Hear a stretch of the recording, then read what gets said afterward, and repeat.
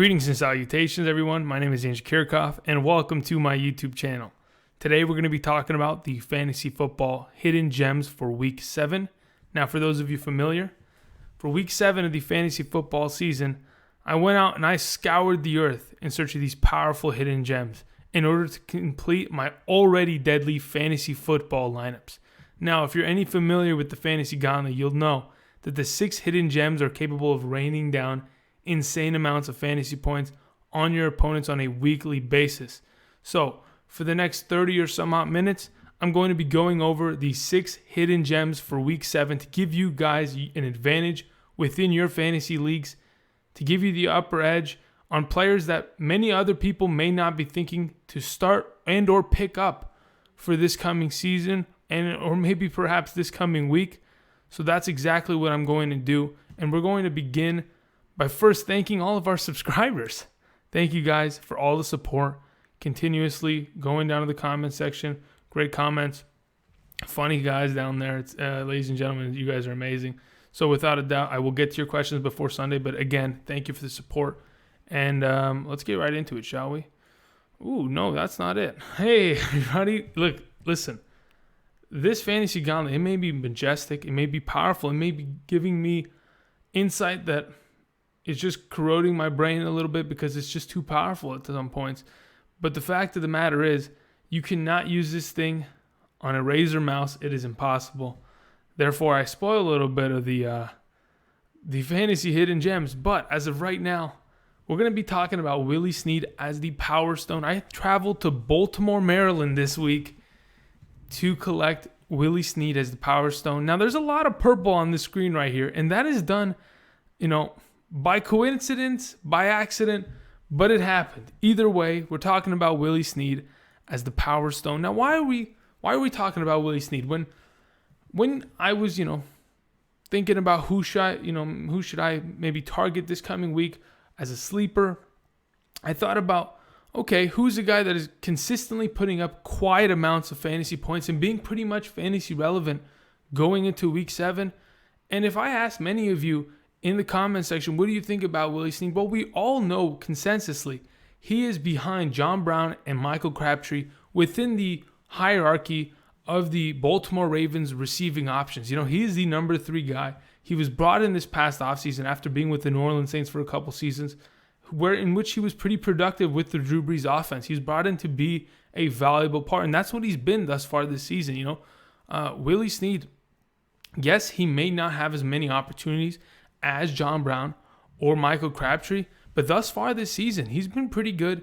43 targets, 30 receptions, 313 receiving yards, and a single touchdown. This coming year and this coming week, he's been extremely talented. He has himself an opportunity against a very average defense to be a great wide receiver. And let me just read some stats before I continue. Of the last 3 weeks of the fantasy football season, Willie Snead has been pretty productive with 24 targets and 18 receptions. I mean, just opportunity-wise, 24 targets in 3 games, that's 8 targets a game, which, to be honest, comparatively to other wide receivers in the NFL, a lot of number 1 wide receivers don't even get 8 targets a week. A guy like Willie Snead that plays in the slot position, getting this many targets, that is fantastic. He also has an extremely, as I mentioned, advantageous matchup. He plays against his former team, the New Orleans Saints, who have given up the most fantasy points to the wide receiver position. And going into Week 7 of the fantasy football season, playing at home, the Baltimore Ravens have a pretty good opportunity, and Willie Snead has a very good opportunity. Also in that kind of revenge game in which he plays his former team, when he was with the Saints, Willie Snead was a pretty good number 2 wide receiver. He had multiple seasons in which he had 70 receptions on average and just about 900 receiving yards a season with about 3 to 4 touchdowns a season.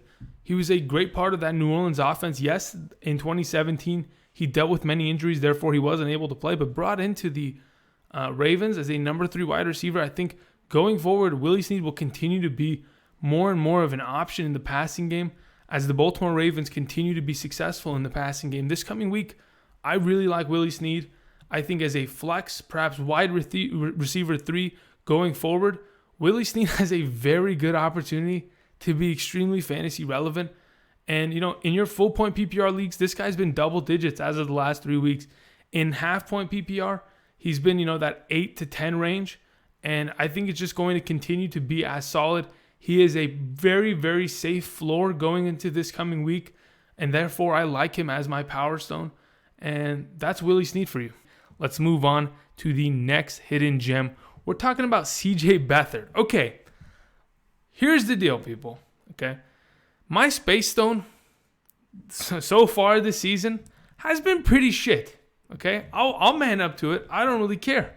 But as of right now, what are we looking down the barrel of? Okay, am I going to tell you to start a guy that you already know to start that has been ranked in my rankings? No, I'm not going to do that. I am looking for hidden gems. Therefore, I've gone to San Francisco, near the coast, the Bay Area, to collect CJ Beathard. Now, what about CJ Beathard intrigues me?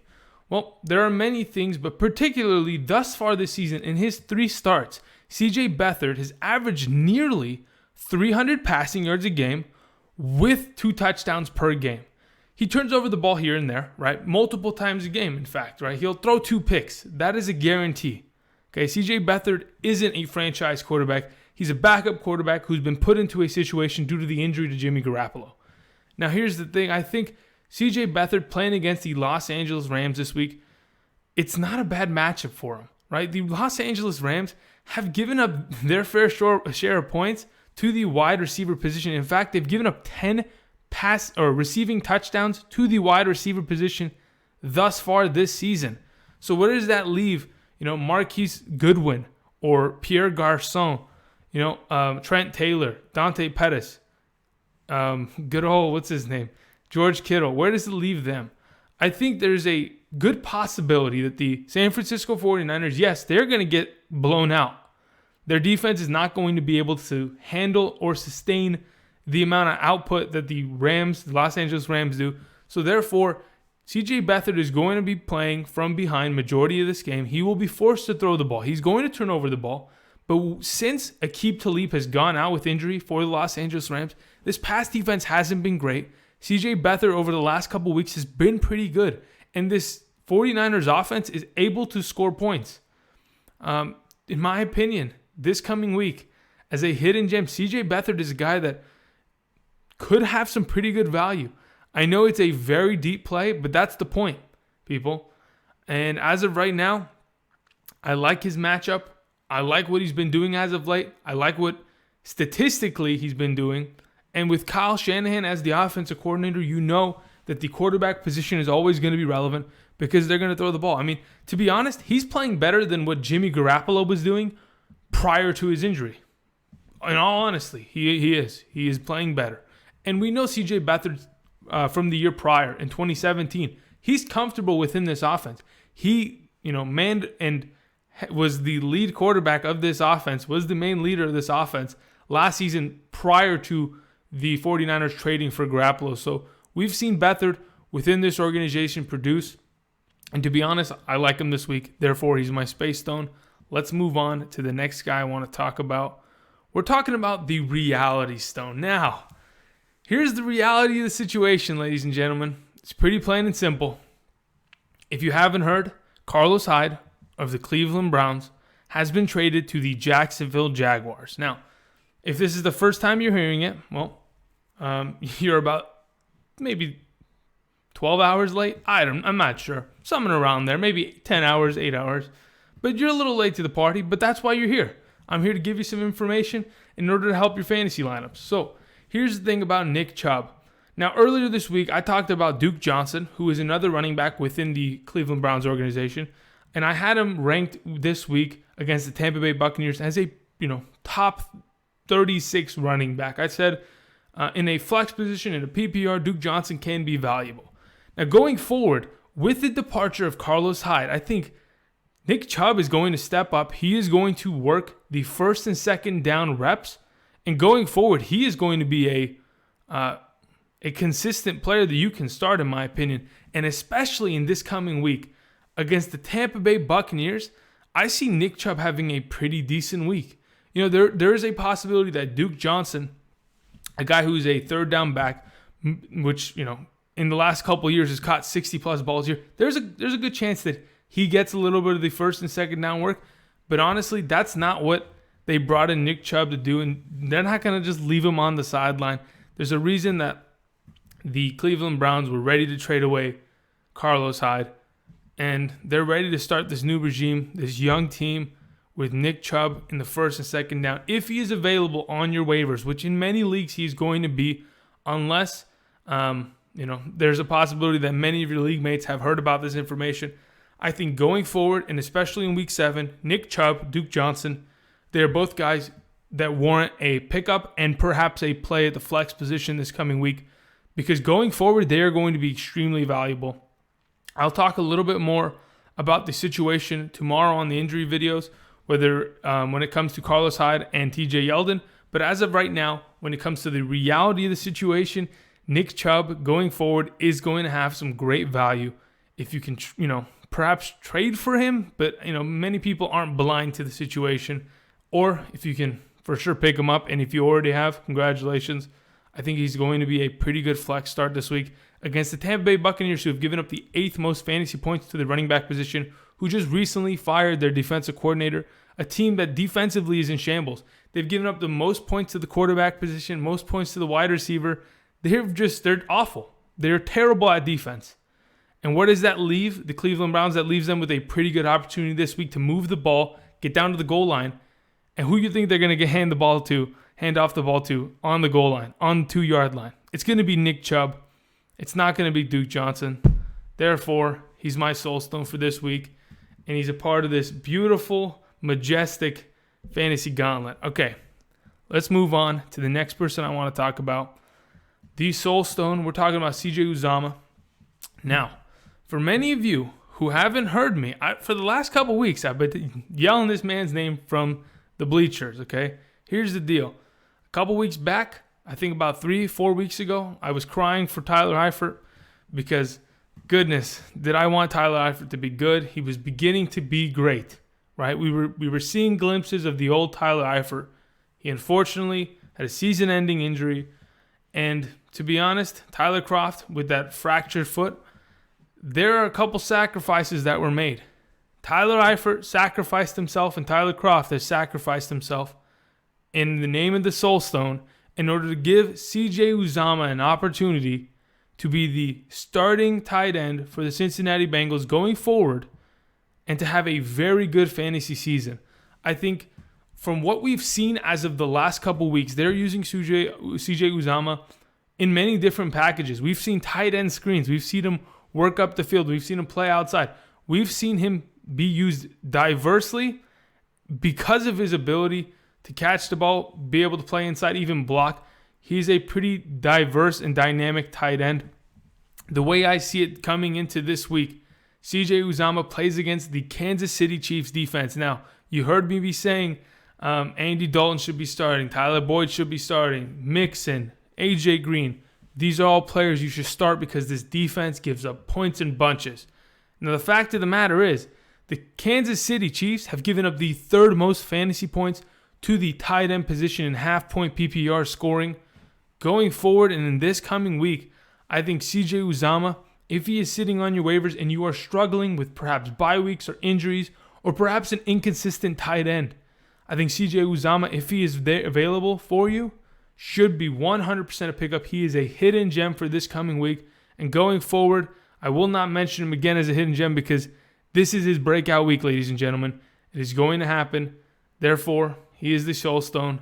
Let's move on to the next person I want to mention. We're almost at the end, ladies and gentlemen. My favorite episode of the week, baby. The time stone is here. We've got DJ Moore. Now, just hear me out, okay? The time stone for this coming week, it's going to revolve around a younger player, a rookie, the first wide receiver taken off the board in the 2018 NFL Draft. DJ Moore out of Maryland was brought in to become a premier wide receiver in this Cam Newton-led offense. As of right now, he hasn't been fantastic. He's been dealing with understanding this playbook, the give or take fumbles that he was struggling with last week and the week before. The way I see it, DJ Moore going forward is going to continue to improve. And to be honest, other than Devin Funchess, the wide receivers of the Carolina Panthers aren't really of his skill. DJ Moore is an extremely talented wide receiver, and going forward, he is going to be that number 2 wide receiver for this Carolina Panthers team. As of last week, the snap counts went as such. Devin Funchess plays 96% of the offensive snaps for the Carolina Panthers, which is 100% expected, especially with his ability to block. The second leading wide receiver when it comes to snap counts is Torrey Smith, who is the number 2 wide receiver on the team. And he starts, right? He's played 70% of the snaps last week. And other than those two, okay, it's DJ Moore and it's Curtis Samuel. DJ Moore with 45% of the snaps played and Curtis Samuel with only 5. We understand Curtis Samuel. He comes in for bigger plays. He's a special team speed kind of guy that can be used in different packages, perhaps jet sweep, screen passes, such as that kind of stuff, right? Other than that, going forward, I think DJ Moore is going to overtake Torrey Smith within this offense. Because honestly, who do you think they want to start? This is a team that's at the same time, they're pretty young with McCaffrey, DJ Moore, and Cam being pretty young in all considerations. As of right now, I think they're going to eventually lose Torrey Smith down this totem pole of wide receivers, and here comes DJ Moore. He's going to have a lot of success. And this coming week against the Philadelphia Eagles, the Eagles aren't a completely wide receiver. They don't really lock down wide receivers. They're not a secondary that is going to stop you and just make your life a living hell. They don't have the secondary for that. They don't have the personnel for that. They've given up the 8th most fantasy points to the wide receiver position thus far this season. And I think obviously Devin Funchess is going to pull the attention of Ronald Darby. But as of right now, who's going to guard DJ Moore? As of the last couple weeks, DJ Moore continues to get, his fair share of targets, his receptions. He's continuing to prove that not only is he a, good enough receiver to get more reps, but going forward, he should be fine. Thus far this season, I understand for many of you thinking, this is kind of a risky pick. It is. I'll admit it. This is an extremely risky play. I wouldn't completely suggest playing him this week unless you play in one of those deep dynasty leagues. But as of right now, a guy that perhaps if you have a bench spot available, I think you should pick up DJ Moore.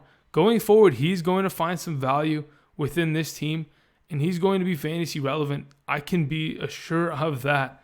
So that's DJ Moore. Let's move on to the final hidden gem that I want to mention for today's episode. We're going to be talking about Jermaine Kearse. All right, now, ladies and gentlemen, it's Jermaine Kearse. I mentioned him earlier this week on my waiver wire and my wide receiver video. If he is available in your leagues, I just have a couple things to mention just to kind of convince you that perhaps you should be picking up Jermaine Kearse and even playing him this week. Trust me, I'm even playing him this week. I don't give out advice that I wouldn't take myself, ladies and gentlemen. I take my advice and I succeed with it. This coming week, the fact of the matter is that obviously I'm cursed with knowledge because of the power of the Fantasy Gauntlet. But other than that, the wide receivers of the New York Jets, they're banged up. It's a fact. Quincy Enunwa is out this week. Terrell Pryor is doubtful to play, will most likely not play this coming week. On top of it, Robbie Anderson was a little banged up earlier this week and missed a couple practices, yet he's come back. He is going to play this week, which is even better. When Robbie Anderson plays, whose attention is he going to grasp? He's pulling the attention of Xavier Rhodes, one of, if not the best cornerbacks in the NFL when it comes to man-to-man coverage. So on the other side of the field, with this Jets offense that is going to struggle against this defense, playing from behind, they're going to have to throw the ball. Jermaine Kearse is the guy that is going to be able to rack up receptions, pull in a bunch of yards and targets, and be fantasy relevant for this coming week. Here's the deal. for many of you who are not familiar with the production of Jermaine Kearse, I just wanted to read a couple stats that I thought were pretty interesting that many of you may not know. Jermaine Kearse has been on this Jets team since last year, prior to getting traded from the Seahawks. The Seahawks had traded him away, in which he was used as a pretty decent wide receiver. He was a 500 to 600 yard receiver on a yearly basis until he got to the Jets last year with Josh McCown at quarterback, right? Robbie Anderson and Jermaine Kearse were the number 1 and 2 wide receiver. They were pretty fantasy relevant and productive. Last season, on 102 targets, imagine, Jermaine Kearse last year had 102 targets. He had 65 receptions for 810 receiving yards and 5 touchdowns. This is a receiver that, yes, he hasn't been used a lot this year. It's because of the surgery to the abdominal region he had this past offseason that it's kind of held him back. Quincy Enunwa came out and was able to take those snaps away from him until he got healthy. Now that Quincy Enunwa is out, Terrell Pryor is out, there is a gaping opportunity for Jermaine Kearse this coming week. I absolutely believe Jermaine Kearse is going to have himself a very good fantasy week, especially in PPR. I mean, just to put it in perspective, oh my goodness. That's what happens when you wear the Fantasy Gauntlet. It's so powerful. I almost got ripped out of the stratosphere. Ladies and gentlemen, goodness. Whew. I barely made it, ladies and gentlemen. That was a close call. But as I was saying, hopefully we can get to it. This past week, Jermaine Kearse was pretty good. Even having played a limited amount of snaps, Jermaine Kearse had 10 targets, 9 receptions, 94 yards. You may be thinking, yes, Andrew, but that was against the Indianapolis Colts secondary. I understand your concern.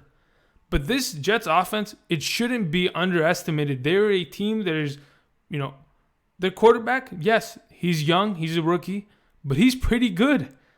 As of the rookie quarterbacks that have been performing thus far this season, he is the best one.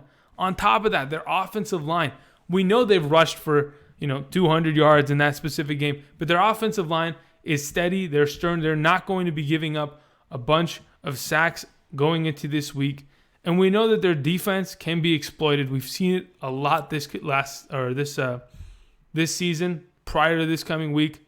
So I think this week, as the Mind Stone, I am 100% willing and able to start Jermaine Kearse as a wide receiver 3 flex for this coming week. I absolutely love him in PPR. He's going to have himself a great week.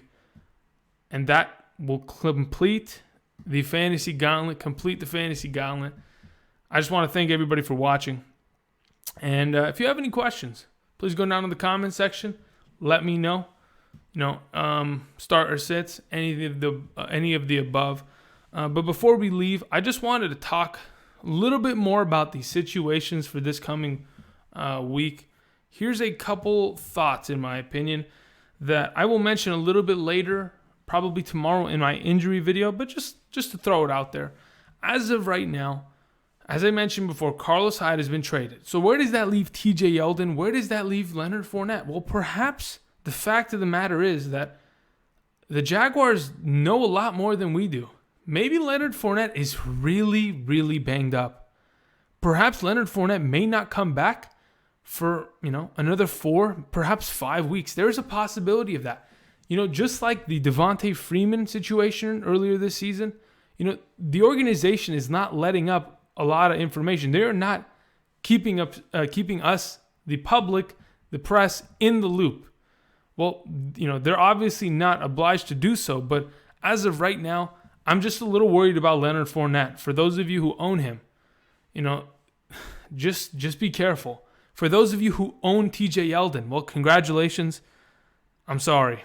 It's not a congratulations. I'm very apologetic. TJ Yeldon is pretty much done.